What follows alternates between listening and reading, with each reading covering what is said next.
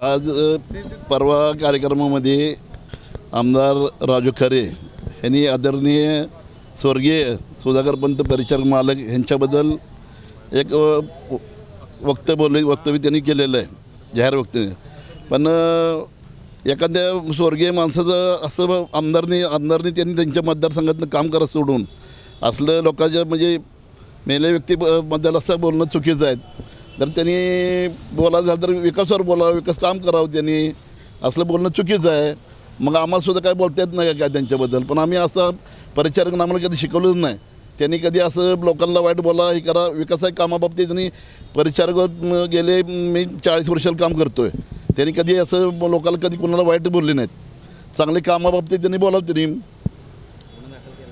आता आम्ही त्यांच्यावर त्यांनी असं वक्तव्य केल्याबद्दल आम्ही त्यांच्यावर गुन्हा दाखल करायची मागणी केली आहे, पत्र दिलेले. आम्ही सगळे शहरातले पदाधिकारी, नगरसेवक असू द्या, उपनगरसेवक असू द्या, सर्व शहरातले नागरिक आम्ही कार्यकर्ते मालकाची परिचारकचे येऊन इथं गुन्हा पेला निवेदन दिलेलं आहे गुन्हा दाखल करण्याबाबतीत. निवडणुकाच्या म्हणजे अनुषंगानं त्या निवडणुका डोळ्यासमोर ठेवून असं वादग्रस्त वक्तव्य करून इथं कुठेतरी पाय रोवायचा त्यांचा प्रयत्न आहे का? अहो करू द्या. समोर किती राजकारण करावं. काय त्यांनी नगरपालिका इलेक्शन आले त्यांनी समोर लढावं. पण असं एडवाकडे बोलायला नाही पाहिजे. तुम्ही काय राजकारण करा, तुम्ही कोणी उभं राहा त्यांनी उभं राहू द्या. जे कोण निवडून येईल कोण पडेल राजकारण आहे.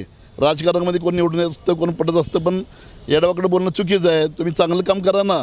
तुम्हाला लोकांनी आमदार म्हणून निवडून दिलेलं आहे. पण असं वक्तव्य करून काय तुम्ही मोठं होत नसता. कामाबाबतीत काम करून परिचारक आत्तापर्यंत काम करून मोठे झालेले आहेत. असं लोकांना एडवाकडे बोलून मोठे झालेले नाहीत. त्यांनी कारवाई जर नाही झाली तर आम्ही सगळे पंढरपुरातले आमचे भाजपचे पदाधिकारी असून आम्ही सर्व भाजप असो की आमचे मित्रपक्ष असो आम्ही सर्व मोठं आंदोलन करणार. शहरामध्ये गुन्हा दाखल व्हायला पाहिजे.